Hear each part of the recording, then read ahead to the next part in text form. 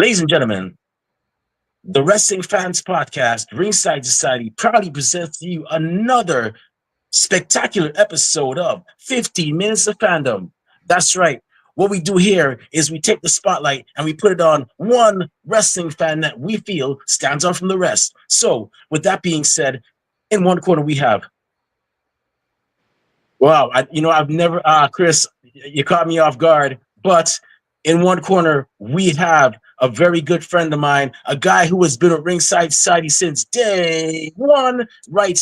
Since we started back in 2013, he's pretty much been, my ride or die. I guess you could say, what's a good tag team? The Kurt Hawkins to my Zack Ryder, or the, Shad Gaspard to my JTG. Everybody, um, welcome for the first time co-hosting from the 305, where they keep it live. Chris Cartwright, aka Chrisolini, the maestro that makes a lot of things happen. Chris, how you doing, man? I'm doing all right. It's starting to get hot out here in Miami, as everybody knows, and just paying attention to a lot of the different things that's going on in wrestling. It's like everything's fast right now in the wrestling world. Awesome. That's cool, man. So for those of y'all that don't know, this is one of our actual team members, but he's in the background most of the time. He's busy, making a lot of things happen. Very busy man, but he took time out of his schedule to actually co-host. So no, I have not fired Rob and Kathy. They are still with us. They just have some personal matters they have to take care of. But you have Chris, who is an equally impressive co-host as well. I know he is. And in the second corner, we have y'all already know this one. That ocean crossing, straight up Boston, flight catching, shot glass snatching, always on the go. Catch him if you can. Said his name in Guyana. Now they love him in Japan. No cap, straight facts. The worldwide star boy, Remy Blue. But it's not about us. You see, we have a special guest tonight who actually recently went to her first WWE show, and we're gonna talk about that in a minute. Um, she's actually also not only a wrestling fan, she's also a Major League Baseball fan. And just a heads up for those of y'all that follow me on my Instagram account at the Remy Blue, I mentioned I'll be going on a ballpark tour very soon, starting with the Yankees and the Mets up here, and I'm going to make my way down south. But she's actually a baseball fan. She loves entertainment, and of course, she loves professional wrestling. Everybody, welcome to the show. One of Colombia's favorite daughters, residing in South Florida, Luisa Fernanda. How you Thank doing? How you doing you. today? I am doing great. I'm doing very good, I would say, and very happy as well. Awesome, great to hear, man. So, welcome to Ringside Society. Wrestling Fans Podcast. We're pretty much for everybody. Whether you're a wrestler, whether you're a manager, a promoter, a cameraman like Chris over here. Actually, he's done camera work for several, wrestling promotions. Or whether you're a fan, like myself, like yourself. We're here for everybody. There's no criteria.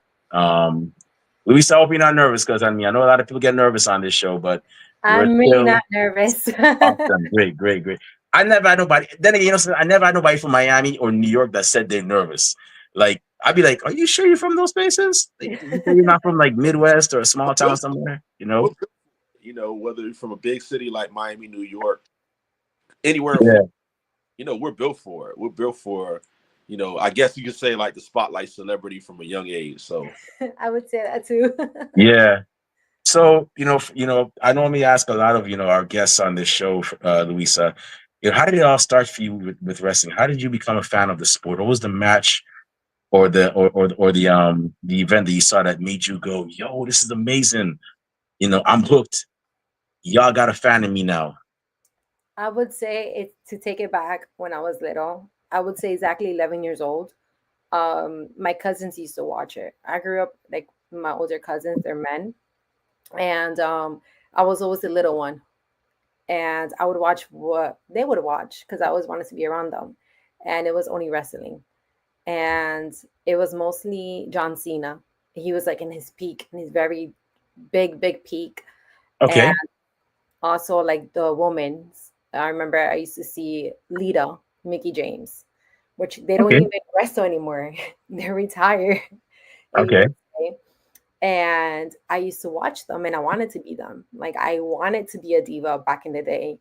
Um, And it was just that. It was seeing John Cena wrestle. He is my favorite. He will always be my favorite, no matter what he's doing right now.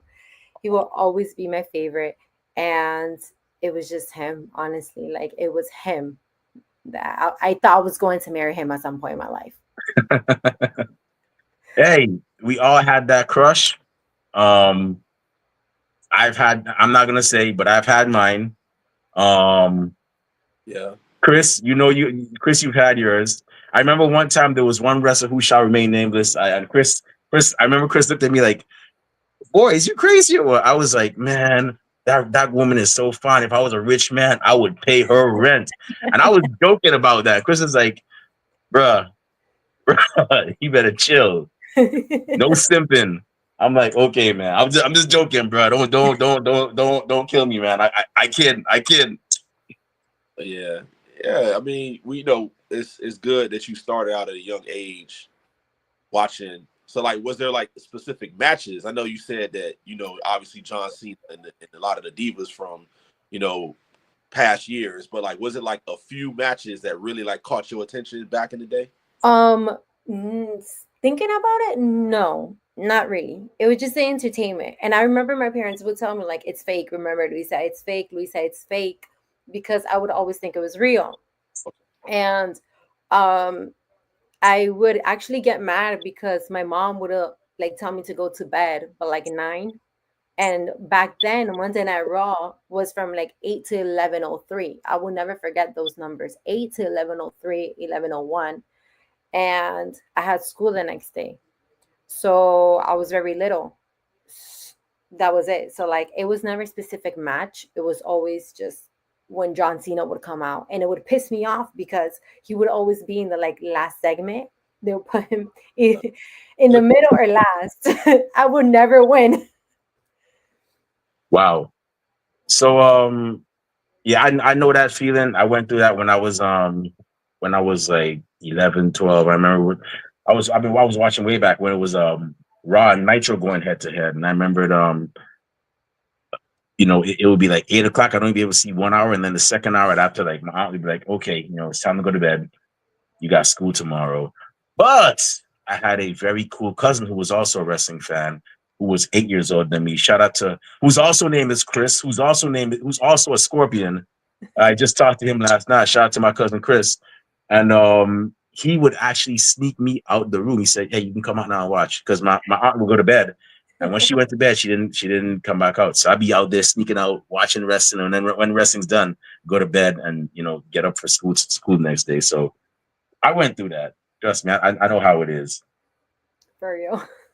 So, growing up, you say you enjoyed watching John Cena, and you saw people like, Lita in action and so on. Did you ever get to meet any of the wrestlers you watched growing up, or just saw them No, live or on TV? I have never met any of them ever, like ever. I would only watch them on TV. Like, and I'm pretty Okay. sure if I ever see Lita on the street or Mickey James, I would recognize them because I used to watch them. I used to watch them. Okay, okay. Yeah. So if you were to meet them, what would your reaction be? Would you be like, "Oh my God"? Would you be able to like contain yourself, or would you be like just because I can tell you when I met Mari Jannetty, normally I don't mark out. Normally, I've been doing the podcast thing for 12 years. But for some reason, when I met Mari Jannetty, who was, I don't know if you've heard of him, he was Shawn Michaels' former tag team partner, in the Rockers. I met him. I was like, "Yo, dude, you were like one half of my first favorite tag team, and da da da da da." And I've only had three favorite tag teams, and I got a picture with him right afterwards. Like, what would your reaction be? Would you If be I able ever to? meet any of them, well, Lita and Mickey James, I think I would like. I don't know. Now you put me on the spot like that. I think Not it would bad. be mostly like, oh my god, I used to watch you guys when I was little, and that's about it. Like I wanted to be them, like especially Lita. Like I wanted to be her. I always liked the way she dressed, the way she would wrestle. Like she's such a badass. Like that's the type of woman she is, and I still see her like that. Now, if you tell me about Triple H or John Cena, Triple H, I think I would just cry. Like I wouldn't even say a word. I would just freeze. I would just cry. And then Shawn Michaels, Undertaker, big names like that. I would just tear up really bad and stay quiet. Because usually when I'm starstruck, it's been proven that I just stay still. Like I don't, the words don't come out of my mouth. I can And imagine. same with John Cena, I would just stare at him and cry. I can imagine you meeting Triple H and Shawn Michaels, and they say something sarcastic between the two of them. He's like, "Hey, Sean, see what you did? You made the woman cry, and we didn't even say hi to her. Hunter, you always, Hunter, you always blame it on me. You're the one who makes people feel a certain way. I don't know why you always." I can see them saying something like that. For sure. I can see it too. So you went to your recent your first WWE event live, and you were like, I saw the stories, I saw the pictures. You were head over heels, and I was glad you had a great time. Wrestling is meant to be fun for all us fans. I know some fans like to take it further and deconstruct stuff, but I try not to listen to them too much.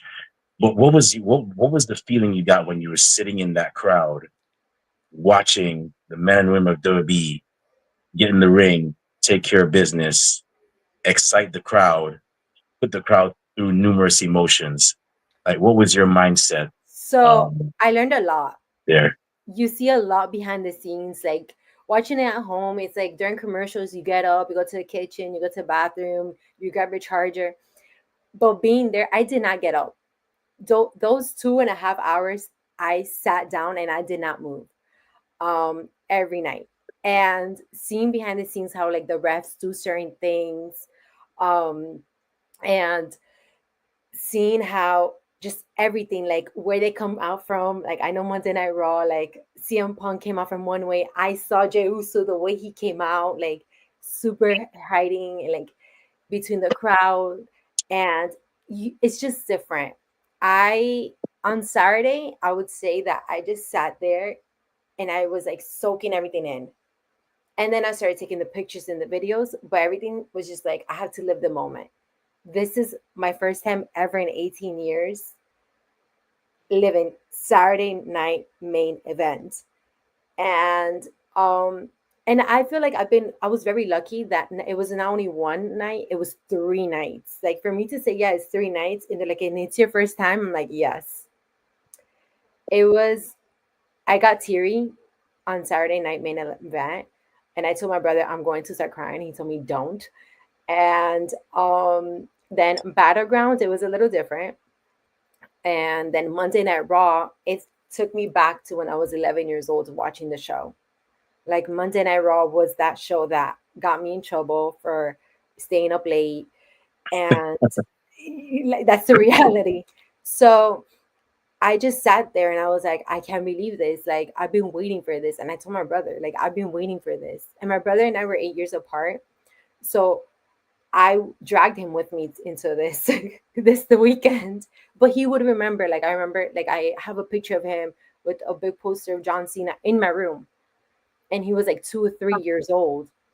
So it was, I think, a very special bonding moment, sibling moment as well with him. And yeah, it was crazy. Cool. Does he still watch? Yeah, he still does. And I Give me feel a- like I got him more into it. So that's a good thing. Maybe traveling in the future together to some events, who knows? But Honestly, I would recommend that. I went to Indianapolis for Royal Rumble. It was a great. And the thing with me is doing this podcast, I like meeting different fans from different places. So, I went to Indiana, met some cool people, took an Uber home with some fans, not home, but like back to near my hotel with some fellow fans, like an Uber shared. And we were talking about OVW, which is another, I don't know if you watch indies, but another promotion that they used to be a developmental area territory for WBI. Chris, I know you know who I'm talking about. Yeah, John Um, actually came from OVW, Ohio Valley yeah, Wrestling. That's he where they came all from Ohio. Yeah, Lesnar, Randy Orton. Like a lot of the guys that are like big names now, they started out in OVW. So yeah, I've Indiana, heard of it. yeah, it's nearby. yeah, It's from Indianapolis. It's really like Louisville area. Okay. yeah. So we had a conversation about that, and we also had I went to Mania in Las Vegas. I liked Mania last year better. This one was like night one was good, night two was, yeah, okay, whatever. But I went to Mania. I met some more cool fans too. Some that were like, "Yeah, we're down to be on the show and everything." So I would recommend if I know not everybody, it's not easy for everybody, but if you could definitely travel to see some of the shows outside the area because every crowd is different. Every crowd is a different vibe, and yeah, I'll tell you what. Do me a solid. If your brother, you say your brother still watches, or tell him about this show. If he's watching, we'd like to have him on here at a later date for his own episode of 15 Minutes of Fandom. And we'll chop it up about wrestling and whatnot. So, um, but yeah, so in regards to you definitely a fan of WWE. I've seen your stuff. Have you checked out any other promotions aside from WWE? Like have you checked out AEW, TNA, or you haven't No, gone that route yet? I have not touched that route. I have Trying, not looked into it. trying. I know Chris. I know Chris has me there, but I just love WWE. Like I don't want to start comparing.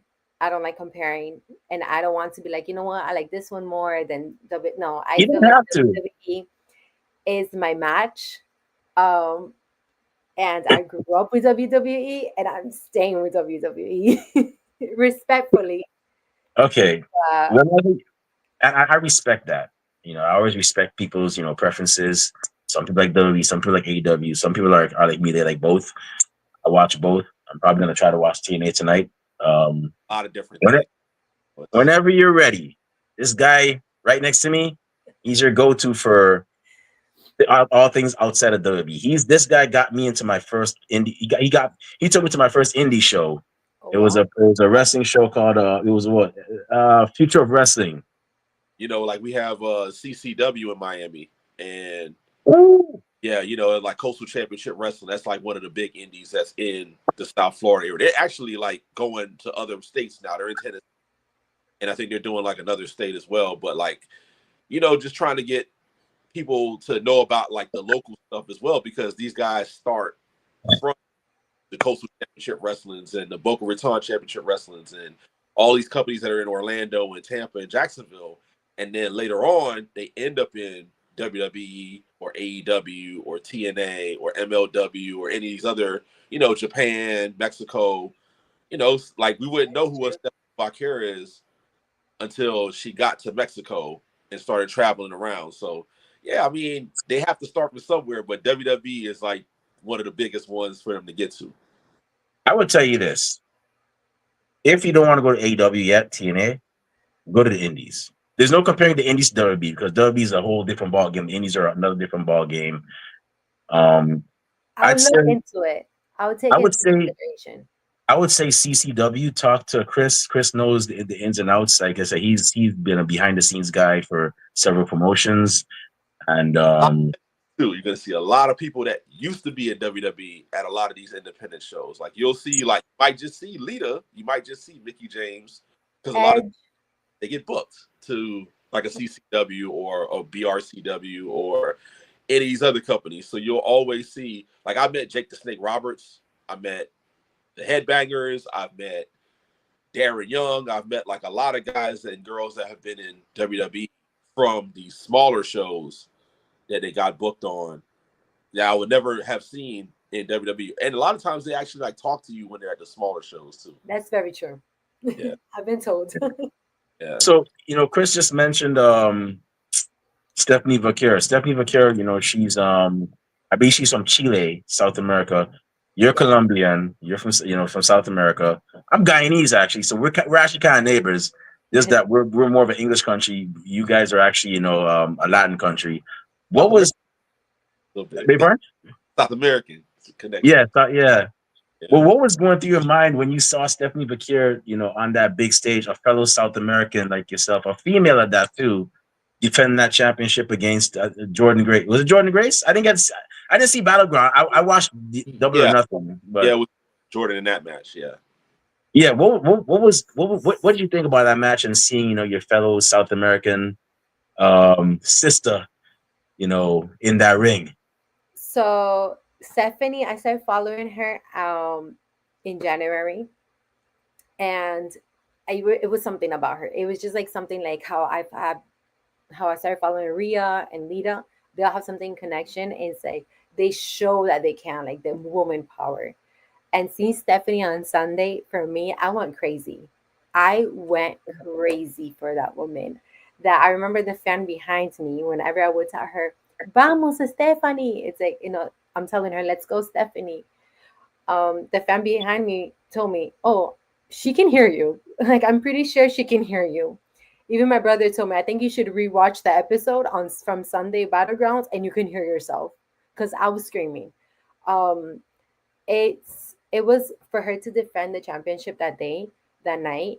It was amazing. I feel like she represents the Latin woman beautifully in the ring. She does amazing. Her techniques, she does everything so clean, and I love how she connects with the public, with her fans. It's something that I would love to meet her one day. If I ever get the chance, I would ask her for advice on certain things in the regarding the entertainment industry. But it was something that it felt good. It felt like, wow, she's from Chile and she's representing the Latin woman. Because as far as I'm aware, there's not much really Latin woman out there in WWE, or so it felt good. It felt nice to see someone like her representing us. That's awesome, man. Representation definitely matters, and I always say representation could be the start of the inspiration for something new. So, I was very happy for her. Happy to see that. I mean, she lost the title, but I got a feeling that we're gonna see some. Not I got a feeling. I know there's gonna be something big, Yeah, for she's her. going to Raw for sure. She's going to Raw. I even told my brother on Sunday, she's going to Raw pretty soon, and she lost the title this week. And but it is what it is. I'm pretty sure something better is coming for her and something bigger, and I hope to see her again. Yeah, Awesome. definitely a progression. Like once you go from like NXT, whether you're the NXT Men's Champion, Women's Champion, Tag Champion, as soon as you go to Raw or SmackDown, more That's time it. you're in that mix, you're gonna start like bubbling up to where like now you become like a Rhea Ripley, or like one of the Usos, or like, well, I mean, I use like a Big E as an example, even if he's not wrestling anymore, but like you could become a world champion at some point. Like there's different people that went from NXT, even like Paige, at one point, so it's like you could always like get up there. I'm willing to see what's gonna happen. Of course, that's for sure. Yeah. So like, have you ever thought about like training? Yeah. How did I know that this question was coming up? Like interest sometimes, like everybody had that thought at least at one point in life. Yeah, I was gonna ask that.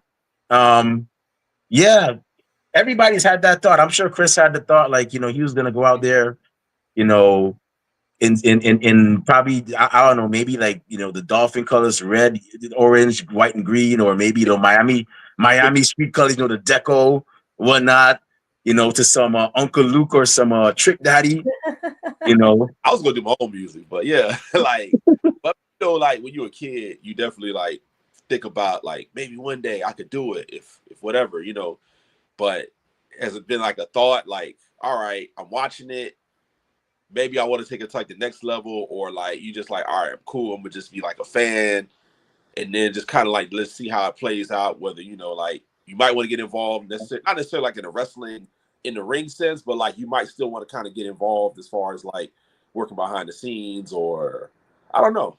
It depends on you. So let me answer this question real good.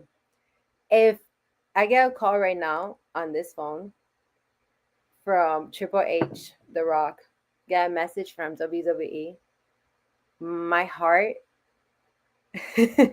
will scream yes, and I'll Okay. do it in a heartbeat. That's it. Whether it's backstage, whether it's the ring, whether it's training, I know what I'm capable of doing, and I know I can, and I will. Maybe in the near future, maybe in the far future, but one day I'll be in the WWE, whether it's in the ring or behind the scenes. I'll Definitely. tell you, I'll tell you what, if you get into because I always say there's a wheel of wrestling. I mean, it's not just pro wrestlers. Yes, pro wrestlers are the focal point of, because it's professional wrestling. That's what you see. But whether it's a pro wrestler, a manager, as a pro wrestler, as a manager, as a ring announcer, as a referee, if you get into any of those positions, even if you make gear, we're calling dibs on an interview. If we hear that you actually, That's it. You guys will get the exclusive because I'm we're, saying we're it here. calling we're I've calling never dibs on said the it. interview. I'm saying it 'Cause right here. I could tell you, right now, and I'm sure Chris has seen it. We've had people that have been on this same segment, 15 minutes of fandom, that have gone on to actually become wrestlers, promoters. Um, I don't know if you remember, but Bailey's biggest fan, Izzy, was on this show. This was when we were on Blog Talk Radio as audio, and my good friend, my mentor, George Alonso, he actually put in a word for us for tap Izzy on the show. And lo and behold, Izzy is now a pro wrestler. She's the Mission Pro Wrestling, which is actually a great promotion that I had. If you like watching the women's wrestling, Mission Pro Wrestling is a great promotion to watch. It's ran by Thunder Rosa, and she's doing a great job with women down there. And Izzy is now their women's champion, and she recently fought for a WBID contract against I think it was Zara Zakher. So you never know. This wrestling is unpredictable. I mean, one minute they're here on this show, and next they're boom on TV. Roxanne Perez was on our show too, and Yeah. now she's signed. She's going to be on Raw. So She's the youngest. we're watching out for you. If we hear that you're in the business, Chris, with a tracker on her, not literally, but like figuratively, you know. That Miami connection. So like, you know, For real. we talk about wrestling just in passing, with each other, at the places that we're at, at different events and things like that. So, I Juanita. definitely gonna be like, hey, what's going on? Let's get that interview. Glad to see that you're doing your thing. So, we're gonna foreshadow it. We're gonna put it out there in the atmosphere and the energy, like, big thing for Luisa. Thank Hopefully in the very near future, not just the near future, but like the very near future. Hopefully. you. You never know. You never know. Yeah, I'm saying that's why we do this. We interview anybody because you never know where somebody's going to be in the future. And one thing I like to see is people work hard and they get rewarded for it. And our season premiere guests, they were another example. We were their first podcast. Lo and behold, they went all the way to Japan and Australia, and they went to Japan and they got these things called the Ribera jackets, which it's a rite of passage for a pro wrestler. If they go over there, they get that jacket from the Ribera Steakhouse. Oh wow. Even John Cena has one, I'm and pretty sure he has a lot of things. yeah, Brody has one as well. yeah, and so does the William Regal and a guy who's a bit controversial now, Hulk Hogan. But um, they did all that touring, and then they were back on our show talking about their experiences in both those countries. So yeah, you never know. You never know where somebody's gonna be. So our motto here is we don't care, man. As long as if you're in that ring putting on a show for us, we don't care if you make it or not, man. We want to talk to you. We want to hear your story. So I'm gonna head over to Chris. I know Chris got a couple of questions. Ask away. Ask Chris, away. go ahead, man. So like, okay, so you said you grew up, was it 11 years old when you first started watching wrestling, right? And I know, like me being 11 years old, I was still kind of like I was starting to go more into video games, but I had action figures. Like, did you have any WWE action figures back in the day, like a John Cena action figure or The Rock, or did you have a Lita? Did you have like another like Diva or other people? No, what I had mostly was posters. I remember clearly in my room. I remember my room was hot pink. The color of the walls were hot pink, and I had a huge poster of John Cena, and it was framed. It was super big, like the poster was huge, and I had a next to it. I had Batista right next to it. Okay. It was with me. It was mostly like DVDs, CDs. I have the DVD with John Cena, the Marines, the movie. I still have it. That's how old it is. But it wasn't really action figures. It was mostly posters and just movies, I would say. Yeah, I have somewhere. Well, I have a different the Marine that the Miz was in. and I met the Miz at one of those like events, like Cricket Wireless has like. Yeah. So I met the Miz. This is when he was like the Intercontinental Champion. I had the Marine DVD of the one that he was in. It was him and Oh Star, wow. and I got him to sign it. So he signed the back of my, I think it's Marine 3. Signed the back of that. So I got that somewhere, and that was like super dope. I think I met Dolph Ziggler at one of another Cricket Wireless. No, it was a Snickers event at Walmart in Orlando. I met Dolph Ziggler. It was like during WrestleMania. It was like a long line for that. Oh my god. So like, there's like different things you kind Of course.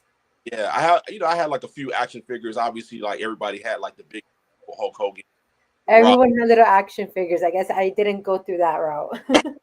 Ultimate. I had Ultimate Warrior. I had Sting. I had like a few ECW guys back in the day. So like, that was always like a thing for like a lot of us. And then of course you go from the action figures to like the video games. You get like WWF Warzone, you get WWF No Mercy, WCW, like all those different video games and stuff like that. So that's kind of like what we graduated, like my friends and myself, like growing up in the household, it was more like action figures than video games. And then we started going to like the wrestling events. Like my mom, I think I was like a little kid, like 7, 8 years old. I went to my first WWF event. Oh wow. That's when I started seeing like, like the old school guys, The like old school guys.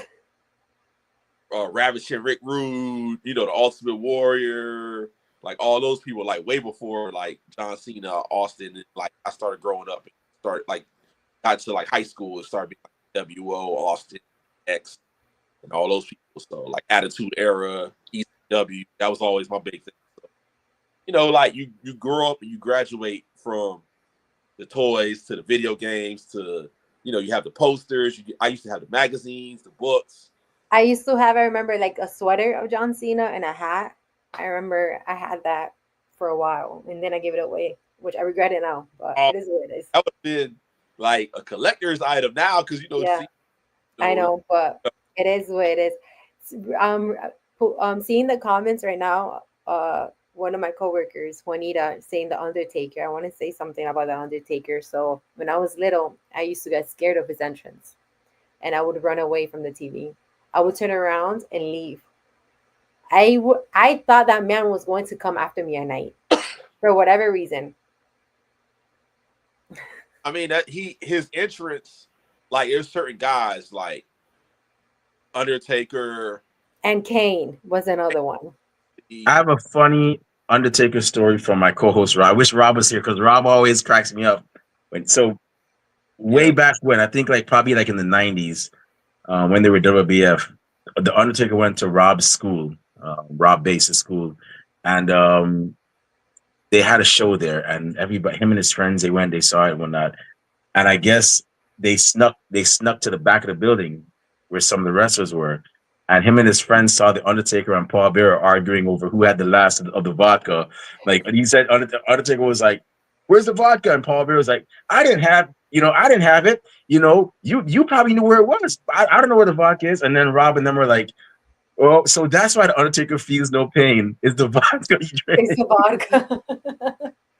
Yeah, the Undertaker, he impacted my childhood. And if I ever tell him or see him, I would tell him for sure. I was scared of you. I was very scared of him. Um, and yeah, I don't know, it was something like it was his entrance, his music, the way he would roll his eyes back. I know it's a whole character, but he did a great job scaring me. Like A plus. Yeah, there's certain characters that do that. Like you said, Undertaker, Kane, Gangrel. You had obviously, like Bray Wyatt when he was doing, you know, his thing, rest in peace. You have certain people that just like that iconic, kind of like almost like a horror movie. Even Yeah. Balor was kind of doing a little bit of it too with like the demon here and there.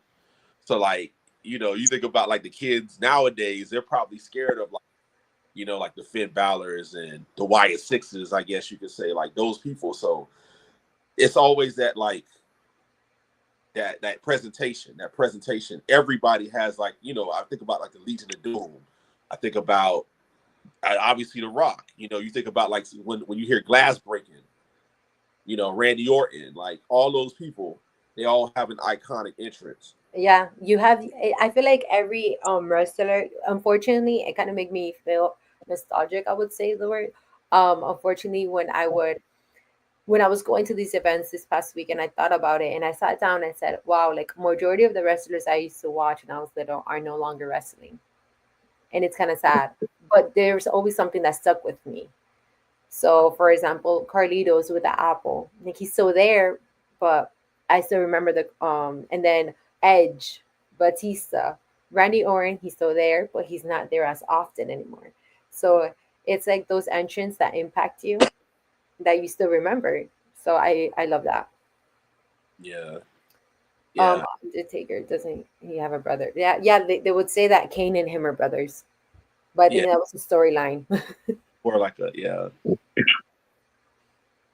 I mean, so like you say, like so Lita, as far as like the women go, right? So like Lita, were you like a Trish Stratus fan as well? I know they were like rivals for a little bit, and then they kind of got together. So when Trish came out, if I'm not mistaken, was it in Royal Rumble? I'm trying to remember. Was it this year in Royal Rumble? She came out sometime in a huge event. It was like 2 years ago, I want to say. No, it was this year that she came out. Trish. Oh, Trish okay. came out this year. I remember in a big event. Um, I immediately thought like, oh my god, I used to watch her when I was little, but it didn't impact me as like Lita. I think Lita was more like the way she would dress and her red hair. It was just something in her like that I was always team Thought Lita. she was Latina too, like fully. Like I mean, she is kind of partial. Like she's half Latina, isn't she? I think she is, but I'm not sure. But like when you look at her presentation, she looks like, I mean, especially being from Miami, she Yeah, looks like a girl from like Hialeah or from Broward or something. Like she has that like I feel like she has that in her, that she had that in her when she was wrestling. And I think that's why I loved her. Like, I feel like I've always said if I was always a wrestler, I was very inspired by Lita, by Mickey James from the past.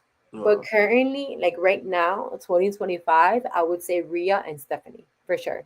I would, it's just something in them. yeah, I think being on like social media a lot, like being on Instagram, Twitter, and Facebook, you see like a lot of the memes is Rhea Ripley, Stephanie, Liv Morgan. I mean, starting to become like Roxanne. Yeah.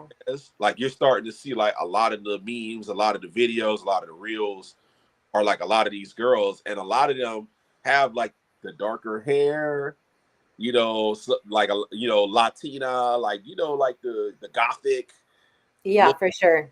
rocker look. Like a lot of them have that. I mean, you have like AEW where you have like girls like Mercedes not Martinez, but Mercedes Monet, have Tony Storm. So it's like a variety in AEW, but like just the memes, like the stuff that I see like coming like Instagram. We send the stuff to each other, so you see it. It's like mostly Rhea and Stephanie. Those are the two that we see the most now. For sure. Yeah, and I mean, you start to see like a lot of just different people from around the world wrestling. Like I watch Evolve now. I don't know if you watch Remy. Like Evolve. I was trying to Oh watch, yeah, it's just too much for me. massive congrats to Callie Armstrong, man. Yeah, I was gonna break. Woo. Yeah, That's she's just to put a whooping on people like they stole something, and she was their mama. Man, so you got girls like just like you have like she's like Jordan Grace, but like a hood. She's like a mix of like a Jada Parker and a Jordan Grace to me. Like she has Okay. that kind of vibe, like, and then you got like Jada Parker, shout out to her too. You have like a lot of women. Like I watch NXT, I watch Evolve, so like I'm getting used to like the people that are coming up. Just like how you said Stephanie is going to Raw. These are like the people that are starting to go to like NXT, or they're in NXT and they're trying to go to Raw and SmackDown. Of course, they have to prove themselves. Yeah, so I'm catching like the ones that are just getting signed, or the ones that like they were on the indie. They were in Mexico, they were in Puerto Rico, they were in Japan, they were in Canada, and they were wrestling, and now they're starting to make it to television, and now they're becoming like these up and coming icons, just like Trick Williams. Trick Yeah. Williams started from Trick the Williams was crazy. he started Crazy. That match was crazy. Yeah. And even like Joe Henry, shout out to Joe Henry too. Like Oh, that's true. these guys started out from the bottom pretty much, like, and then Joe Henry had to make his name off like the internet pretty much. Like his theme song was just so catchy that people that don't even really watch wrestling was like, I believe in Joe Henry. You see, like at I sing that song all the Then his time. name and he appears. yeah, I believe in Joe Hendry. yeah, like I had that I'm song sorry, stuck in I my had head to. My bad. for 3 days after the match. yeah, and then like, but it's crazy like how someone like Joe Henry can be like in pop culture, like in baseball, like he's on the jumbotron or L.A. Knight, or Yeah. like obviously somebody like Jay Uso, like Yeet, no Yeet, Jay and Jim Uso. So it's like now that's starting to like infiltrate pop culture where wrestling is becoming cool again. Even the rappers, like not just Travis Scott or whatever, but like you're starting to see like even like the other rappers like the Offsets and the West Side Guns and all these different rappers are now making it cool. You see Lil Uzi Vert in a Sting T-shirt in the Yeah. Bad and Boom video. Like people don't think of like how big that is, and people before it used to be like, oh, you watch wrestling? Oh, that how you said it was fake. Or it's corny or whatever. And now it's like back being cool again because they seeing all these like Trick Williams, so they look I like feel like how piggyback on what you're saying, Chris. Um, a lot of people now are talking about it even more because of that. Like before in the past, it was just like, okay, wrestling, that's it, it's fake or it's real or this or that. But now having just how Triple H said not too long ago, because I remember his words, how they influence a lot in wrestling, just like Logan Paul, just being there. I was gonna bring him. He learned real quickly and he's there. And having Travis Scott, having Bad Bunny a couple years ago, Bad it Buddy. influenced a lot of people to watch it. And even if it's just for entertainment, even if it's fake, even if it's real, I feel like now it's bigger. And for women as well, because back then, the women wrestling in WWE, it was mostly, I would say, like diva. Like it was just to look pretty, to look cute, and that's it. This time they're actually putting effort. They're actually giving it for the past couple of years to now, and they're showing what they can do and they're capable of doing, and they're continuing to grow in the industry. And I feel like that's important for women to show that we can also do it in a different way, of course, but I'm really happy that WWE and wrestling in general has taken that turn, and it's very professional. Even if it's fake or real, the women are So showing up. you want to hear something funny? You want to hear something that's going to be mind blowing? What? WWE deviated from with women's wrestling at one point. Have you ever watched wrestling before the Divas era? I'm talking about before circa, let's say 2006. Yeah, I remember how the divas were back then. I just Did you didn't want to see? say it Did here. you see the match? So you saw the matches with? Did you see the matches with Alondra Blaze? Yeah, I have Um, to actually see it. Like, I'm not. because I'm not if you're giving gatekeeping me because names, I can't. I'm not gatekeeping at all for those of y'all watching. So what the thing is this, and I'm sure a lot of my Chris, you know what I'm talking about, and I'm pretty sure Kathy Knight, who I wish was here too, would know what I'm talking about. But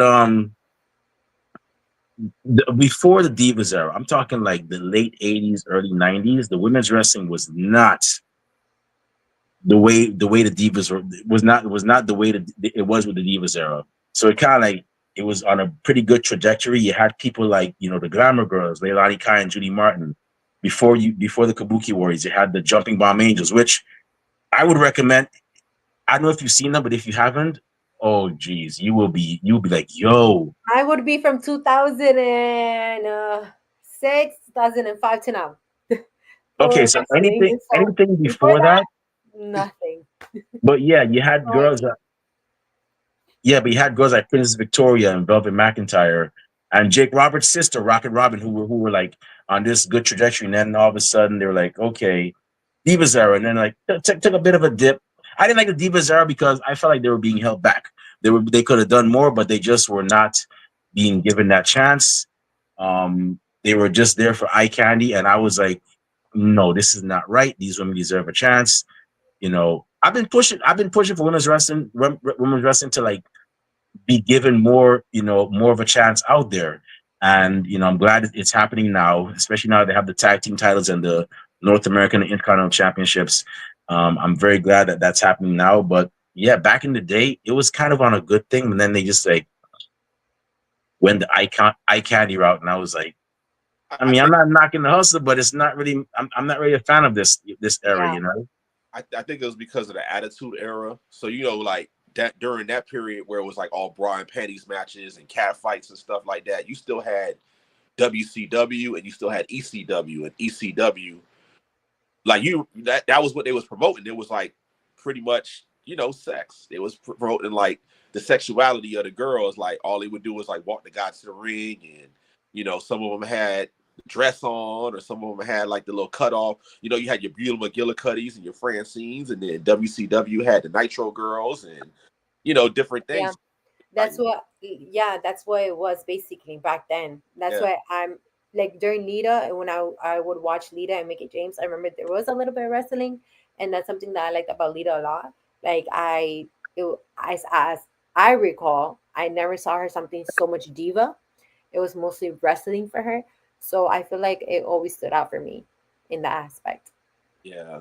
And before it was like a Trish and Lita, you had like Sable, had like Jacqueline, you had like women that were trying to do wrestling, but it was I still don't know about those names, so I can't yeah. recall anything. But that's like that was like a I don't want to say like a generation. It was like a few years before Trish and Lita really got going, and then you started seeing like all the other women like like Gail Kim and Nydia and Alicia Foxes and like the Michelle McCool started coming in. Layla's Michelle McCool was another one that yeah I would watch. Her yeah outfits were bombing, but what stood out for me was Lita's outfits. I love the baggy pants, just the t-shirt. Like that was my vibe. And yeah I think that if I ever were become a wrestler, I feel like that would be my vibe too. okay yeah like that's part of that was also the Hardys because they also had that kind of swag Swag, yeah. were in the ring. They had the baggy pants and the the fishnet shirts and the how it was a The TV. the tank tops. Yeah, exactly. So like, but that inspired so many people from even like I mean I wouldn't recommend it, but like backyard wrestlers, like the backyard wrestlers had the look of all these people, like the Hardys and the Nation of Domination and the Headbangers and the Legion of Dooms and all these different people. So now it's the game is kind of a little different. It's starting to get cleaned up, and they put more emphasis on, like you said, the women's wrestling and the tag wrestling. Now we're starting to see the three. It used to be six mans, the trios, because of Mexico. Because Mexico, that's a big thing where it's 3-on-3 wrestling. We That's just saw that this past weekend. yeah, and now they're doing a combination now where AAA and WWE with the Worlds Collide thing because Mexico, Central America, South America is starting to become. I can't wait to watch that. I can't wait to see how they're going to do that, but I'm excited. I kind of want to go. This is a time of the year where how things are with the entertainment industry in Miami. So like I can't really go. I might end up going to Evolution in Atlanta. I want to go to that because that's all women's wrestling, and then they have the Saturday night's main event Yeah, they before do. that. I saw it. Yeah, yeah. So like, yeah, definitely like you went to Tampa. So little off the wrestling a little bit. How was Tampa for you? Like I don't know if you go to Tampa often, but like how was Tampa for you? So my brother lives in Tampa. Okay, So he's already a local from there. He comes and goes, but uh I love my Miami area, my South area, like Miami Dade, Broward era, and I don't think I would ever change it. Tampa was good. It was fun. Like I said, I went with my brother and one of my good friends. It was us three, so it was good. It was a great time. We literally all we did was eat, get ready, event, go yeah, home, eat, get ready. Literally, the only thing I did was in Tampa was for the event. I didn't like do a tourist thing, let me walk around. No, I strictly only went for these events. So, but Tampa, I guess it's home. Tampa is home for my brother, so it's home for me too. But I will not move there. I will not move to Tampa. I, I have family in Tampa. Actually, family that lives in that area where the arena is, like where you, Oh wow. so like I'm very familiar with like that area. And like I mean like I would like if it wasn't so far west of Miami, I'd probably live in Tampa because I have so much family up there out there. And the food is really good. I mean, it's not like Miami, but it's very similar. Like there's Cuban food there, there's island food, Yeah, making there food. is. There's soul food, obviously, but like it's not the same as South Yeah, Florida. it's not my vibe. It's not my cup of tea. Respectfully, it's not my cup of tea. But I got love for Tampa because that's my brother's home. But other than that, no. Yeah, like, there's a big wrestling history in Tampa too. Like a lot of, like the Ric Flairs, the Dusty Yeah. Rhodeses, like the Barry Windhams, who, like a lot of those families that Yeah, they live around there, Tampa, Orlando, St. Petersburg. They live in those areas. A Clearwater. lot of wrestlers, yeah. Tampa is a big wrestling. Even the developmental company for WWE. Is That in be, is in Orlando actually. well, it's Orlando now, but like FCW, which turned into NXT, started in Tampa. Oh yeah, it started in Tampa. Yeah, Yeah, I found out, but right now it's in Orlando. I searched it up. I looked into it and everything. yeah. Orlando's cool too. I lived in Orlando. Orlando's a little bit different than Miami. I liked it. But it started to get crowded, just like how South Florida is. But Orlando is also another big wrestling city. Like Florida is now becoming. I know people are gonna feel some kind of way about it, but Florida is starting to become like the capital of professional wrestling, where independent wrestling is big here. You got AEW in Jacksonville. You have WWE in Orlando. We have a lot of big events. We had a Royal Rumble was in was Tropicana Field in St. Petersburg before the roof came off. And then we had two WrestleManias in Tampa. And then we had a few WrestleManias in Orlando. We had one in Miami, And which we had a SmackDown last year here in Miami. correct. So like we're starting to get like a lot of wrestling. And even in Fort Myers, where they have the Hertz Arena, they do a lot of house shows over there as well in Fort Myers. And then, with NXT, they do a lot of the shows, the smaller NXT shows all around Florida and Fort Pierce. They go to Jacksonville, they go to Daytona, Yeah. they even come to Miami sometimes. They haven't been here in a long time. So like people from around the world are moving here to fulfill their wrestling dreams, to That's train, whether they're going to WWE. great. Devon, if you know the Dudley boys, Devon Dudley, the Wrestling Academy is in Orlando in Kissimmee.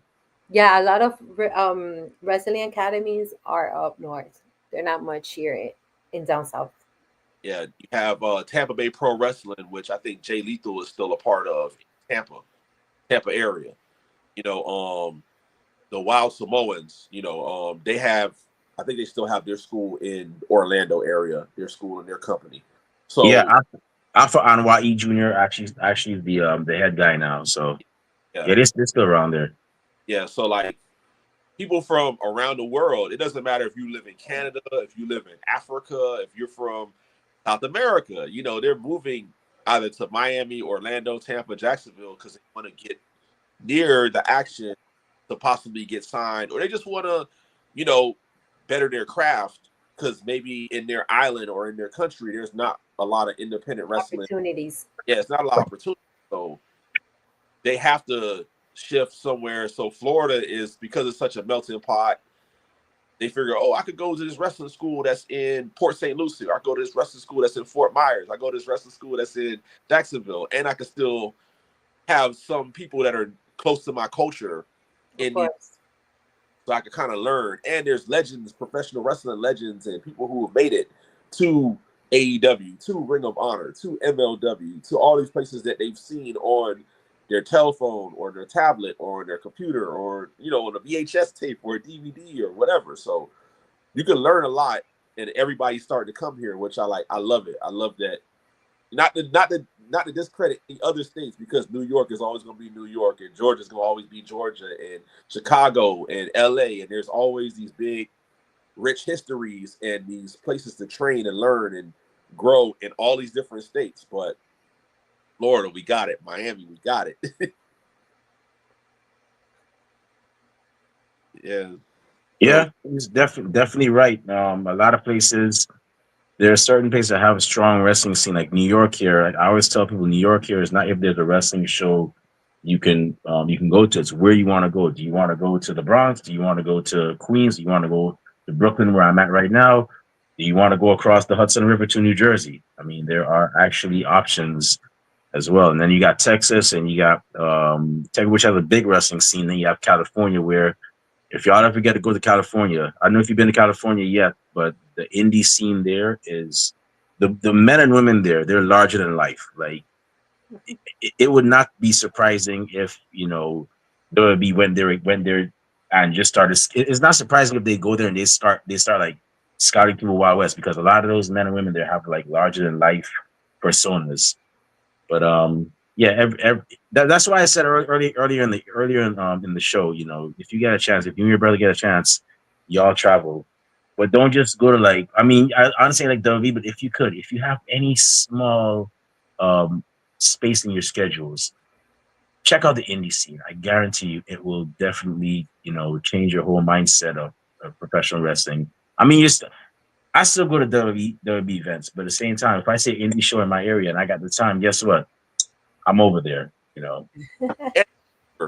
Like I know I've heard rumors that the WWE prices are starting to go up and up and up for a lot of these big events. So you can go to an independent show for, it depends on which state, which city you're in, but like $20, $20, you go Yeah, to. but you can't really compare independent show to WWE. Obviously the budget is You different. can't. Okay, but you can't really compare the excitement. You can't really compare it. The production. You Different can't. levels. You Like True, cannot true. compare it, Chris. it's different levels. Like I That's mean, what I'm saying. You can't compare it. like there, like for example, like you could see like a Kurt Angle at an indie show. It just depends on which independent show that you go to. If you like look at the flyer, because that's really what draws like a lot of people to the independents too. It's like, oh, I've never seen, you know, whatever WWE legend or ECW legend or whatever. Scott Steiner. Let's use Scott Steiner example. It's some people have never seen Scott Steiner, but they've watched him on TV and they see him on Instagram. They've seen him in different things, and now he's showing up at a local show in Vero Beach or something like that. So now people are like, I'm gonna go to Vero because I never seen him before, and he's signing autographs, he's taking photos. Yeah. So it's a little different. But like if you want to see obviously like Randy Orton, Jey Uso, That's different. them at WWE, you got to go to the house show, you got to go to the pay-per-view, you got to go to the whatever you want to call it, the PLEs, you got to go to the signings. You might have to go to like a Comic Con or whatever it is. Yeah, very true. So it's different levels. Like you're gonna get an intimate experience at the independent scene and shows, and then you're gonna get like I guess you could say the 5-star, the lights and the best food, and you're gonna see Bianca Belair come out, and you're gonna see Carmelo Hayes, and you're gonna see all the different stars of WWE or AEW, where you're gonna see Will Ospreay, you're gonna see Swerve Strickland, you're gonna see Ricochet, you're gonna see Okada, you're gonna see all those people, Chris Jericho, you're gonna see all those people at AEW. But you have, it's a great time right now. It's a great time to be a wrestling fan. You just It have is. I have to admit, it is. It is a great time. I feel like, especially since John Cena he's ending it in December. I feel like it's bringing a lot of people together. Like it's bringing even like, oh, you know what, John Cena this, John Cena is everywhere right now because he's retiring in December. So it's like it's attracting people's attention that never really watched wrestling back in the day, and now they are. And yeah, about the tickets are crazy price. I got my tickets real good price and a good section for 3 days. You got a So three. Yeah, I was gonna add. Yeah, I that's got a combo of 3 days, and it was the best money spent. Best money spent. all right. Yeah, that's cool. Like we look at like all these stars, like professional wrestling stars, like the John Cena's, Randy Orton's, the Batistas, and all those people. Obviously Cena's having this farewell tour, but it's making not just wrestling news. It's making ESPN. It's making Yeah, that's yeah. CNN. It's making like not just the local You news. see it on Sports Center now, so it's like it's bringing a lot of people. Like it's bringing people that have never watched wrestling or never were interested in watching wrestling to watch it now because the John Cena is leaving. Yeah, or even like someone like Becky Lynch who came back, right? Who came back? Yeah, Is such a big name to a lot of people, and the things that she did in WWE, there are like the E News Network, and there's like different publications and different television stations that are like wanting to interview her because of her coming back. And there, like Bianca Belair is on TV and she's doing like kind of somewhat reality television stuff and different things. And it's now it's starting to become really more mainstream again. Cody Rhodes, just the things that he's doing with The Rock and the whole Cena thing, and just it's super mainstream now again because now it's not just traditional television. People still have TV, but the internet. You have your phone, you have your laptop, you have your, everything is here. Everything. and then get in a big city like Miami, have billboards, digital billboards that'll show you like highlights of something that happened in pop Yeah. culture.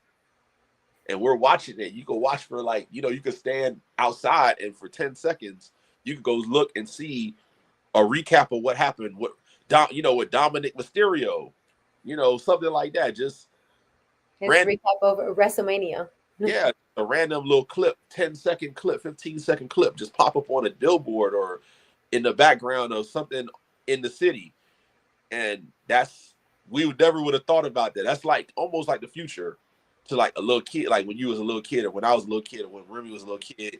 You're seeing the future right now because it's just stuff where you're seeing professional wrestlers have sneakers, their own sneaker at Foot Locker, their own energy drink, That's their, very true.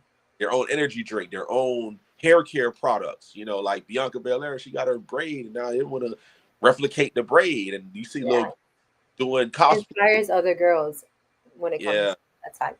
it's big now, like Halloween. So I'm gonna ask you that too. Do you have any ideas? Halloween coming up. I already have it. Okay, Stephanie Vaquer. ask you what it is though. But No, not her. You'll be surprised who I have. I actually Open, picked it out Thunder yesterday. Rosa. Thunder No, Rosa. it's someone from back in the day as well. She doesn't wrestle anymore. She retired. She's I might completely retired. have idea who it is because like I'm getting vibes. But we could talk about it off the thing possibly. But like that's a big thing as well. The cosplay and the Halloween stuff. Yeah, the costumes. Oh yeah. Yeah.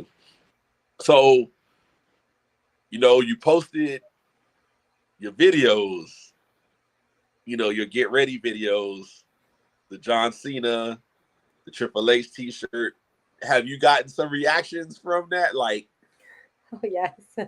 okay, because like, I have from TikTok, um, Instagram, because I posted on Instagram, of course. right? I have, but I don't pay attention to them. I really don't. It's been Um, mostly right, like positive.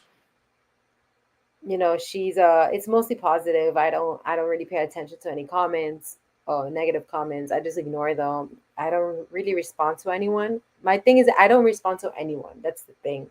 So my requests are blown up, but I don't respond. Like I just don't. I look at them, laugh. Matter of fact, I posted what was it? I think the John Cena video, the Get Ready With Me, and I ended up wearing the John Cena shirt Right. Monday. I got huge text message from someone. I showed it to my brother. My brother and I cracked up. So it's like I don't care. Um, Of course, it's an image. It's my image. I know what I'm doing. I'm almost 30. So I it's just you will never satisfy everyone in this world. So you have to do what's best for you, what you like, what you want to do, as long as you're not harming physically or emotionally someone. I feel like I can do whatever I want.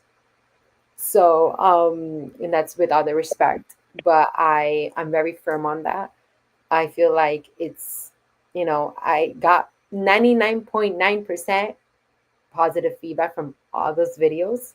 Um, and I'll probably continue doing it in just different, like, different transitions. One of my friends gave me an idea yesterday. So it's Okay. just, cool ideas that I'll get. All right. Like, do you think that you'll do like in the future, like collabs or something like that? Because I know that's like a big thing, like collabs or like doing like like reactions to stuff. Like I know like a lot of people that's a big thing as well, like reacting to things that happen like in the week, like a professional wrestling, like like the JC Payne and things like that. Yeah, so I used to do that like years ago, like about 3 years ago. I had a podcast, my own podcast with two other people, which one of them it's my friend that went with me to Tampa to these Okay. events, and the other person we fell off, but that's okay. We used to do that all together, reacting to the entertainment industry, music industry, but I feel like I won't do that anymore. As Okay. now for wrestling, I won't touch that topic. I don't like comparing. I don't like saying, oh, Stephanie could have done better tomorrow, yesterday than 2 days ago. I don't like that. So I won't react. I don't fall into that category. I don't think so. um but stuff like this, like, maybe, yeah, of course. Okay. But reacting to matches, I actually do have my own reaction on TikTok. I have my own commentary that actually my followers expect me to do it now on. And I do it on myself. Like, I do it while watching the match. And I feel like that is the best thing I've ever started. And I started doing that in January. And so far it's gone really, like, has gone a long way because people keep asking, oh, where's your reaction? Sometimes I work Monday nights at the MLB park, but and then I have to wait for 2 or 3 days to actually post my reaction and actually watch that episode. But so my reaction to myself, with myself, like doing it on my own, yeah, I'll probably do it like live while watching the match with everybody else, but not with somebody else, or posting it on YouTube, or posting my reaction on Instagram as like a popular or professional video. I won't do that. What about like as far as like networking and collabs? Like, would you network with other people who are doing like the Instagram reels, the wrestling, professional wrestling stuff? As Yeah, far as I in a feel like manner. I would. Yeah, in that aspect, yeah, I would. I feel like if the opportunity ever comes up, absolutely, I'll say yeah. Or, like, let's talk about details. I'll definitely would like to, if anyone would just want to professionally write me a DM. Um, my DMs are open. I do read all my messages, all my requests. I read Nice, every single message. nice. Be nice. What? I hear if I hear about any bad DMs, she gonna tell me. Um, Gotta come if for you're you. looking, hey, if you're looking for a photographer, I mean, Chris has seen my work. I mean, I do photography, and I'm an international photographer now because I do stuff in Tokyo and Oh, Amsterdam and London. wow. So if you're looking, and I did one in Santa Monica Beach, California last September or October. So, I mean, if I'm in Miami and you're looking to, have some cosplay photos done, I've done cosplay shoots before, you know, you let me know, Blue Cap Visions, that's my brand. So, I'm gonna um, search it up right after this. yeah, yeah. I'll give you And a like I follow. said, I have like, I mean, I'm not, I shouldn't even be promoting on this thing, but I have like my testimonials because, like I said, I'm very, serious about what I do. I have testimonials, I have receipts, and like I said, Chris can vouch for me, and he's seen my work. So yeah, I know sometimes some photographers get bad reps, but me, No, it's I fine. Just strive have on your being. reputation and everything. yeah, I strive on being a chill, fun, respectable space. So yeah, Yeah, I mean, we're gonna definitely get you. You know, what I'm saying it's gonna be like Luisa, the season of Luisa coming out. You know, with the wrestling. So yeah, as far as the DMs, make sure you go DM. Obviously, any of us, whether it's Ringside Society, myself and my company, or Luisa, definitely keep the yeah. DM Don't. professional. And I'm a back Chris on that too. Yeah, don't let me hear y'all send no creepy DMs to her or any female that has been on our show, because best believe if I find out, if we find out, it's gonna be instant block. We That's gonna it. and I'm gonna clown you, and I'm gonna put it out Yeah, there. he gonna clown you. Me, I'm just gonna block you. So I'll just stay gentlemen, and block. gentlemen, and not so much the ladies that say creepy stuff, but gentlemen, and those you ladies that and ladies too, because I mean, women do stuff too. Some of them, but not as much as men. Be cool, okay? Yeah, You want to go far in life? Be cool, be chill, be respectful. Respect will take you a long way, I and that's agree. all. That's all I'm gonna say about that. I have a Yeah. question. I have a question. Um, do you have a favorite title belt?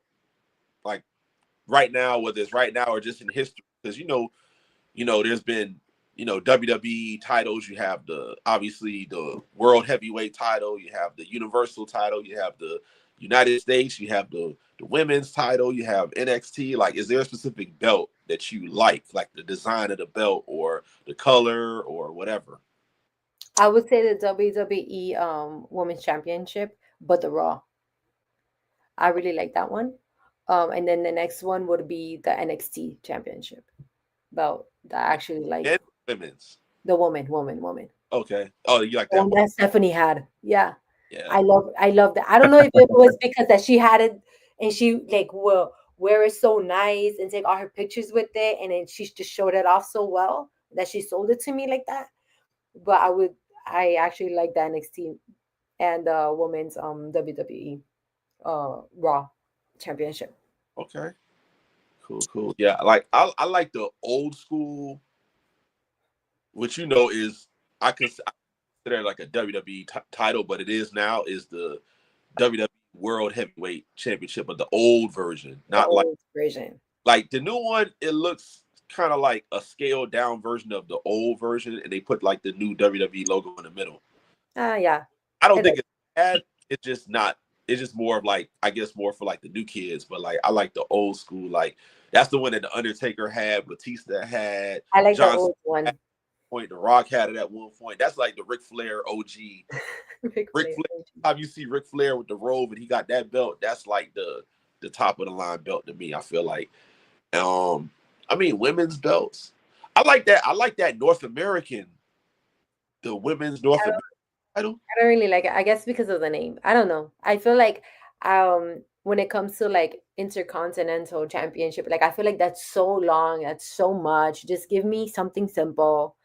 NXT and that's it. Yeah. Yeah. But those Mine is the Wing Championship title.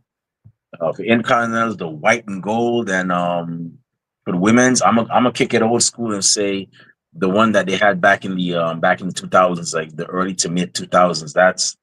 I'm an old school guy, so I'm you gonna like rock with that. old women's championship, the one that like the leader and Trish and Sable and all of them. That's like that title. That was nice. Have a purpose and determination and be motivated and dream big. I like that. Hell yeah, hell yeah. Um, I used to own belt. I had a few belts. I had the old WCW United States Championship, and I had the World So what Championship. happened to them now? I sold them, and I wish I didn't because now everybody got a belt now, and now the belts cost more money. Back in the day when I got A lot of money. my Get, belt, get online and you'll see that they're like about 800, 900, Man, I ain't got time for that, 1,000. man. I'm gonna make my own belt, the Ringside Society There belt. is That's what I'm right. gonna do. there's one I of ain't got John time. I Cena know. signed that's like going for 1,500 on WWEshop.com. Yeah, I go to a place down here Actually, it's in Broward County. Maybe one day, like I'll tell you about it. It's called Way Back Antiques in Broward. It's in Margate. They have wrestling belts in there, and they have some. It's like the white Intercontinental, but it's the replica. They have the white Intercontinental title. They have the United States title, the one that MVP and a lot of other people had. I think they have some world championship ones, and I think they have one of the WWE title, and that one's cool. But it's a lot. It's a lot of different things with that. Hold on a moment. Dog is barking in the back. Hey, Chris got a dog? We just found out that he has a dog. What? When this happened, bro? Well, you got a red nose pit The bull? dog just A keeps little dog, barking. little Pomeranian family dog. But yeah, yeah. With the titles are I have a bunch of them. I had a bunch of them. Now they cost so much money, and then when I go to these places like Way Back Antiques, they want $400 or $500 just for the replica title. And like you said, it's 800 for like the bigger one. So I would rather pay 800 to get my own belt made. Like, Yeah, of course. my company. You can even get like a Luisa special No. belt or something. These people go to these shows with these belts too. They go to. Did you see a lot of belts when you went to the 3 Oh days? yeah, for sure. When I stood in that line for the merchandise, um, I'm thinking about work already for tomorrow. When I stood in line for that merch, yeah, a lot of people had belts, a lot more than I ever expected. But I something that I really liked the most was that no matter what night you went, you saw people with Stone Cold shirts, the Rock shirts, the Miz, Shawn Michaels, Triple H. Like you saw a lot of people with just different type of gear. Like I loved it. Like it was something like it was very, I don't know if I can find the right word for it. It was very cool. It was very like, oh my god, how cool is everyone wearing something different? Yeah, I have a few t-shirts still left, like wrestling shirts. I have a Razor Ramon, and I have like obviously like a bunch of like Japanese shirts still. Because I have a variety. It's not just WWE, but I have a variety. I have AEW. I have different shirts, but with WWE, they come with the whole get. I remember going to shows Hey, with. I'm not gonna lie though. I don't mean to cut you. Some of them AEW shirts start like the Mina Shirakawa shirt. That's giving me Tokyo memories, and I just came back from Tokyo 2 months ago, and I'm like, no, well, 2 weeks ago, and I'm like, this is giving me memories of Shibuya and Shinjuku at night, man. Like they and then Red Velvet got one. You seen the Red Velvet one? The new shirt, yeah, that new shirt, nice. I might cop that. Might cop They- that. They're Sorry, my starting to bad. they're starting to be like shirts that you could wear like just out and about. Like back in the day, a lot of the shirts that came out, I didn't think a lot of them were cool. Now they got the bootleg shirts where it looked like the shirt that Bayside in Miami. Yeah, They used to have like the little boots that sold like the little. I guess it was like the fake DX shirts or the fake Hardy Boy shirts. It would just be like just their body, and it would just have their name yeah. somewhere, and you pay like $10, $20 for that shirt. But now that's the style. It's like the style now. Now they're making bootleg Cody Rhodes shirts, and they're making bootleg, New Day shirts and things like that. But the shirts back in the day, like some of the WWE shirts, you couldn't wear those everywhere. You had to wear them like strictly at a show. But now these new T-shirts, you can wear them. You can go to the club, you go to the bar, you can go out with your friends. You can wear, you know, Is that question for me? Sorry, Chris. Was that question for me? I have no clue. I guess we could all answer it. Mine favorite storyline, I guess, would be the oh shit, I guess it'd be the Seth Rollins thing with Seth Rollins CM Yeah. Punk storyline, whatever they got going on there. That'd be my favorite. How about y'all? Mine would be Cody Rhodes with John Cena. Okay. right now. I mean, listen, Dominic Mysterio, he's just going crazy right now. So, like, I'm just paying attention to what he's doing, and He moving like he from Miami. All them girls going after him, by getting them stuff and all that. I Shoot, said he he's from might, San Diego. He's he, from might- California. Man. he might be from Broward, like Coral Springs side. Shoot. He's a San Diego dude. So them guys.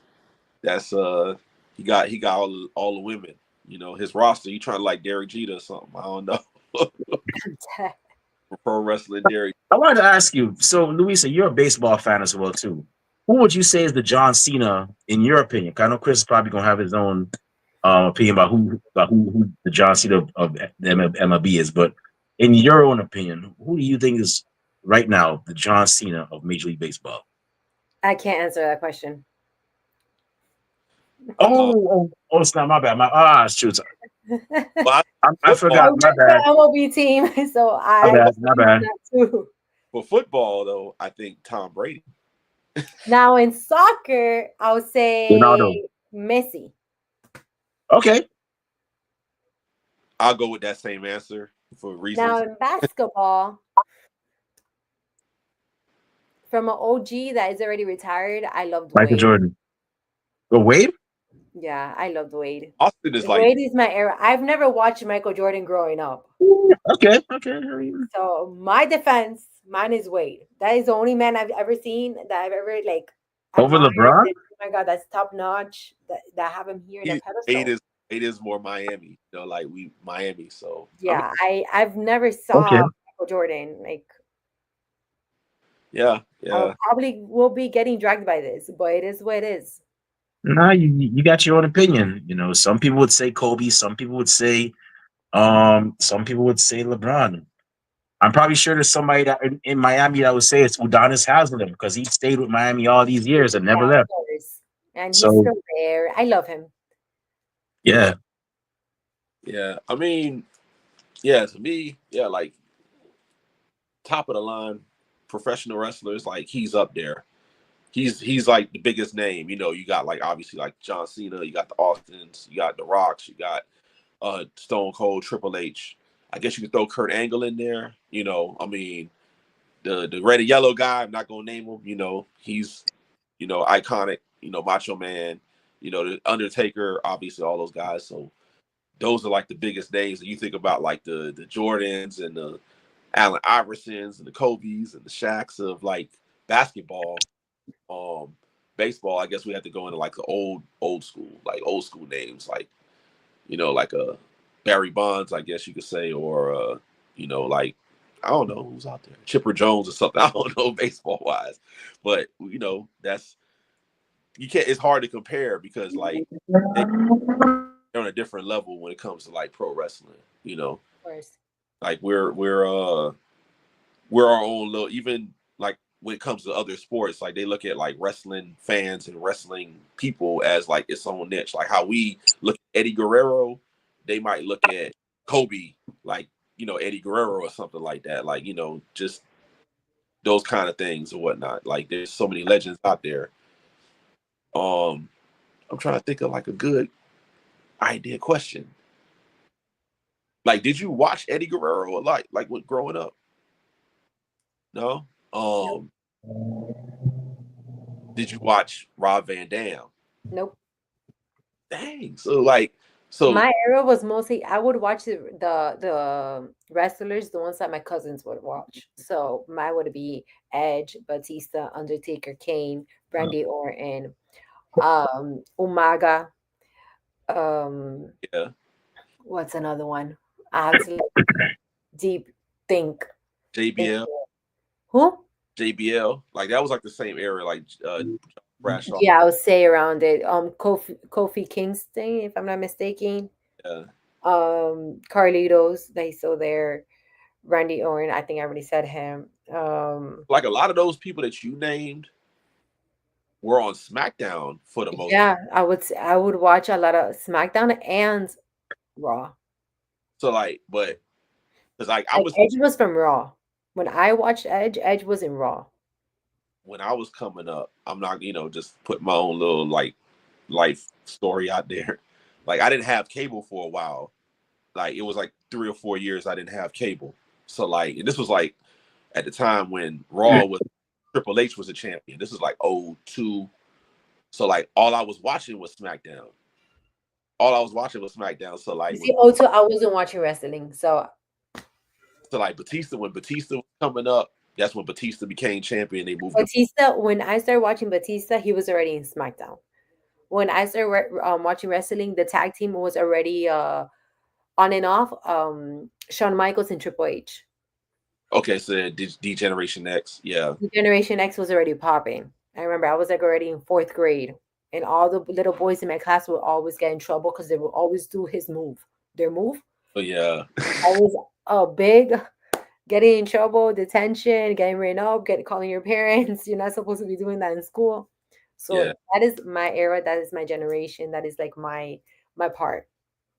I never got in trouble for doing that. Then again, I only did it like I rarely did it. Chris, did you ever get in trouble for doing the cross chop? I never did that in school. I never. I Thank goodness I grew up in know Guyana. some 'Cause kids I did in get fourth grade that would get in trouble doing that. one thing I got in trouble for in school. This is in high school. I had a Stone Cold Steve Austin T-shirt. You might be able to look it up on like eBay or Google or whatever. It was Stone Cold T-shirt with just his head, right? It was just his face. It said 100% whoop ass on the T-shirt. So because it said whoop ass on the shirt, you know, people in the class was like stepping to me like, hey, you can't wear that in school because it got profanity on the shirt. Yeah. So like people was like, you know, like a lot of obviously like the students, they was like, oh, that shirt raw. I want to get a shirt like that. And the teacher's looking at it. What did that shirt say? Oh no, you got to take that out for it, whatever. So like I got in trouble for wearing that. And then I didn't wear that shirt anymore. I just wore it like out in the streets.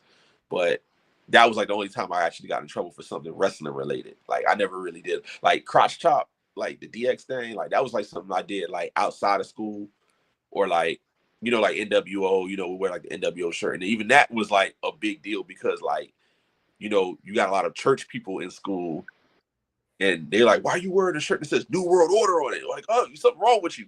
Like that was that kind of stuff. But man, y'all want to know what kind of?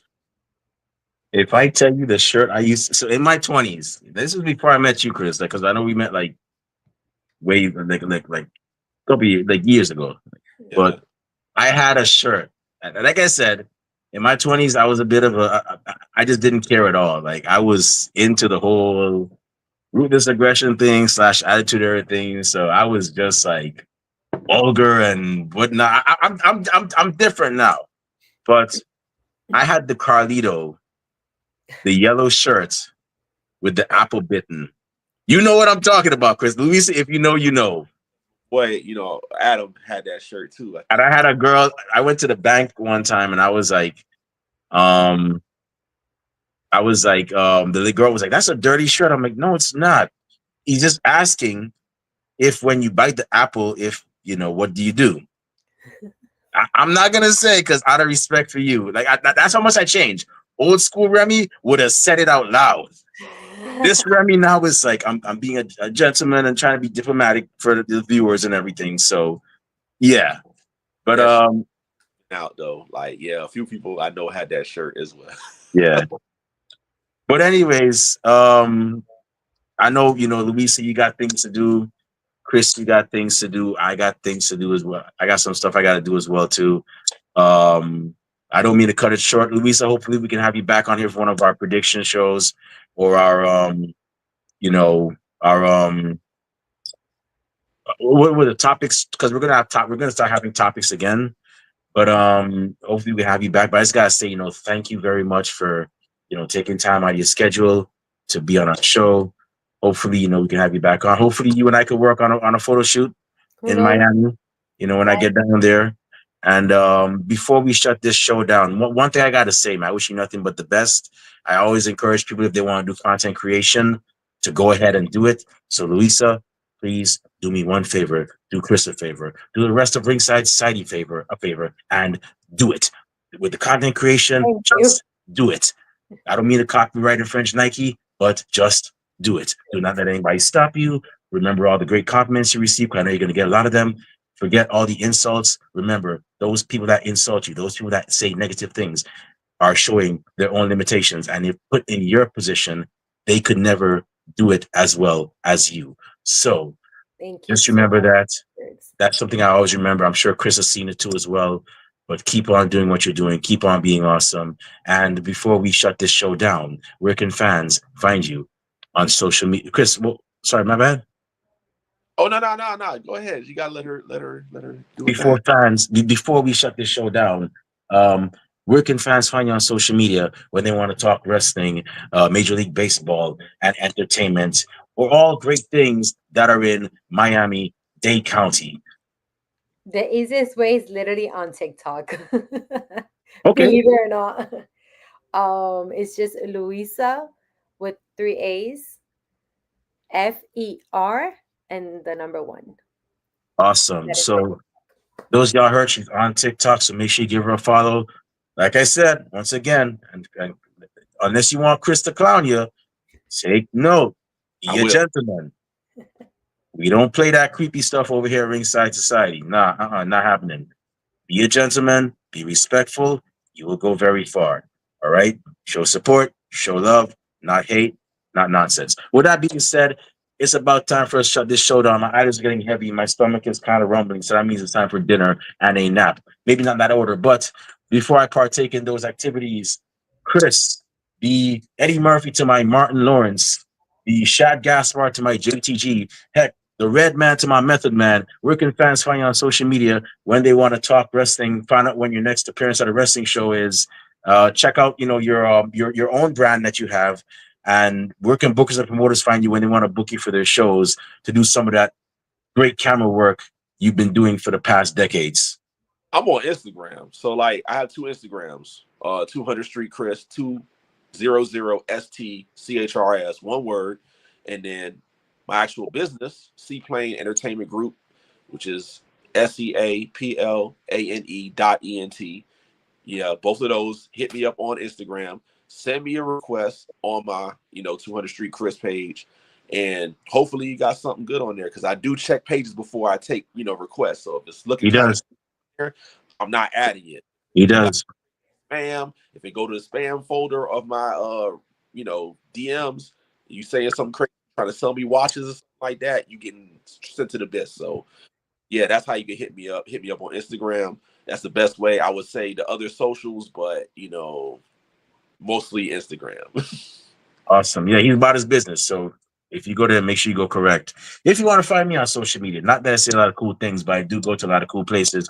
You can actually check out my adventures in Tokyo, Japan, and my ballpark tour, which is coming up. I'll be checking out the Yankees and the Mets, then I'll be in Toronto, then I'll be making my way all the way down the coast, Baltimore, Washington.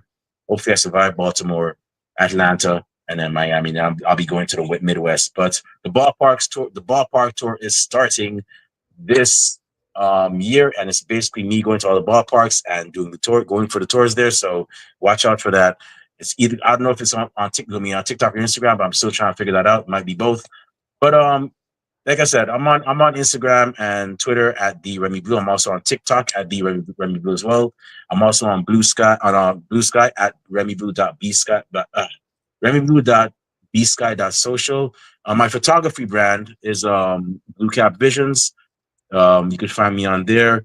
I'm an international photographer. If y'all want to get some pictures taken, feel free to hit me up. We'll talk about rates and the theme and everything. So definitely, Blue Cap Visions. Remember that. And last but not least, our podcast is on social media. We're on Twitter, Instagram, and Facebook, Blue Sky at Facebook. Ringside Society. Yeah, we're on Facebook as a Facebook group, Ringside Society as well.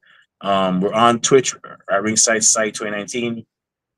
And we're also on Spotify, and we're also on Teespring, where we sell official Ringside Society merchandise. We have T-shirts, we have tank tops, we have hoodies. We have 3 different designs right now. We're working on several. We have some city-themed ones. The Miami one and the New York one are already done. Chicago, y'all are up next. So whenever if you want to rep Ringside Society in your city, we got you. And last but not least, we have a YouTube channel where you can see cool interviews like this one, like the one we had yesterday with Apollo's Kitchen CEO, Faith Apollo, and our other interviews with people like the Slick Sensations from California, Epic from California. A lot of great interviews, more to come. And to see them is very simple. It's not even pre-algebra. You can go on YouTube, type in Ringside Society, and once you see that really good-looking dark blue and light blue yin yang sign with the blue flames around it, that's when you know it's us. So make sure you subscribe to all our videos because we got a lot of cool stuff coming up, and you don't want to miss a thing like Aerosmith in 1998. But with that, as a matter of fact, hey yo, Chris, should I tell him what we got going on tomorrow? Should I tell him? Tell them. Can I kick it? Yeah, go ahead. Let them know. All right, so tomorrow we have a special guest hailing all the way from the state of Southern Hospitality. We have the People's Princess of Pro Wrestling, ring announcer Salem Alexander will be joining us tomorrow at 6:00 p.m. Eastern Standard Time. That's 3:00 p.m. for all my West Coast riders, and for all my people in the middle, that's going to be 5:00. So make sure you check us out. Subscribe and put the notification on so you remember that interview because Salem's a really cool person, and we're gonna have her on here to tell us what her story is about. And with that being said, we just want to thank everybody tuning live tonight. Thank you very much. We really and truly appreciate it. We strive on being one of the best wrestling podcasts a wrestling fan could, should, and would listen to, and we're not going to stop being that. To those of you that are going to listen later on, we get a chance. Thank you very much in advance. And those y'all that hate us, can't stand us, really and truly wish we just go away. Well, like myself at Golden Corral and Chris at Uncle Luke's grand opening for his restaurant, we're not going anywhere. No. Trick Daddy's grand opening for his restaurant, we're not going anywhere for a while. So with that being said, we just want to let everybody know it's no secret. We see it. Everybody and their grandparents and the parents of a podcast. But we're not your grandparents' podcast. We're not your parents' podcast. As a matter of fact, we're not just any podcast. Hashtag, we are not the same. Chris, I don't know if you know this part, but if you do, say it loud, say it proud. So we're going to say it right now. One time for the mind, one time for the people, one time for the wrestling culture, one time for the 305 where they keep it live, and one time for our fellow wrestling fan, Luisa Fernanda. We're the Wrestling Fans Podcast. Ringside Society. We'll be back tomorrow with another impressive guest, another impressive episode. But until then, we just have 4 favors for y'all. Stay safe, stay healthy, be excellent to each other, and enjoy wrestling. We out. Peace.